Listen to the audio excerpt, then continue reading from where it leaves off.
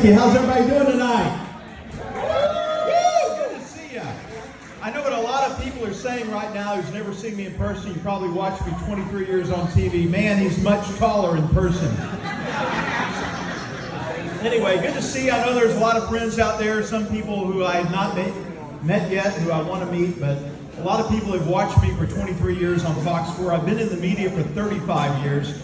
And I got out of it because Donald Trump is right. It is fake news. And I got sick of fighting it from the inside, being a conservative, a believer in pro-life, pro-Second Amendment, pro-business, and fighting it from the inside. I finally had enough that I decided to get out and run for this seat. We are at a crisis in our nation, folks. And if you watched the President of the United States last night, you know what a debacle that we are in. A president who is failing, feckless, really a puppet of a president who has no leadership skills and is barely there.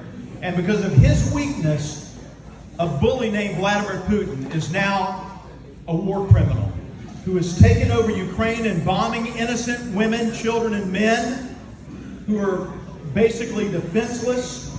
And thank God that we have a president over there who is doing his job, who is sticking with the people, who is fighting for the just cause of freedom. So tonight when you go home, say a prayer for the people of Ukraine.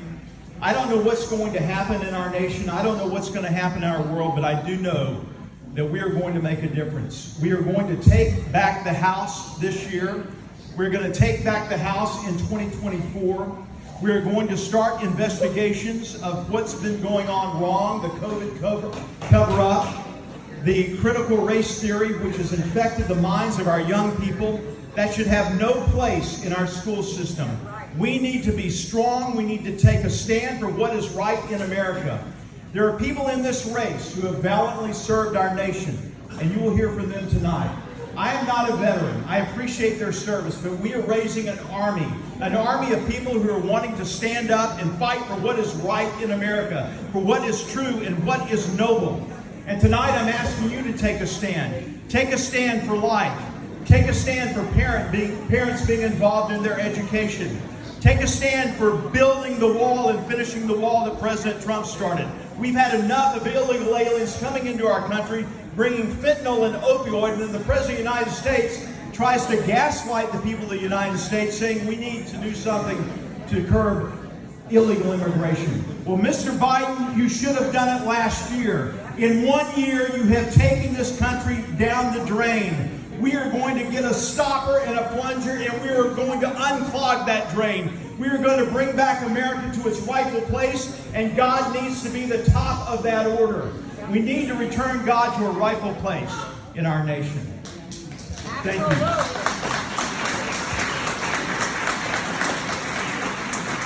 I gave up a very good paying career because I've never served my nation. And now I want to serve my nation. I want to be the strongest voice for you, the 4th Congressional District of the great state of Missouri. The rural people of Missouri, their stories are undertold. You guys are undervalued in America. These stories need to be told of the 95,000 farms in America, soybean farmers, ranchers, corn farmers who feed not just America, but feed the world. These stories need to be told not only in the national media, but in Washington, to get people to wake up. I have had it with Cori Bush being the voice of Missouri from St. Louis, and Emmanuel Cleaver being the voice from Kansas City. That is not the true voice of Missouri. You guys are the true voice of Missouri, and you deserve someone who has the skills that God has given him and that I have honed over 35 years to tell your stories. And ladies and gentlemen, we are this close from going over the edge. Life is about choices, and the choices that we make in this next year are so critical. Please pray about it. Please decide in your hearts and in your families who you are going to choose to serve and be a voice for you. I'm asking that it be me, because I believe that God has raised me up for this moment to be a voice for you. It is not about me. I have signed a pledge for term limits of 3 terms. Constitutional amendment. I'm not going there to have a career. I've had a good career. It's not about me, it's about you, and it's about taking your voice to Washington. I will be the loudest, strongest, most conservative voice for the U.S. House that Missouri has ever seen. Thank you.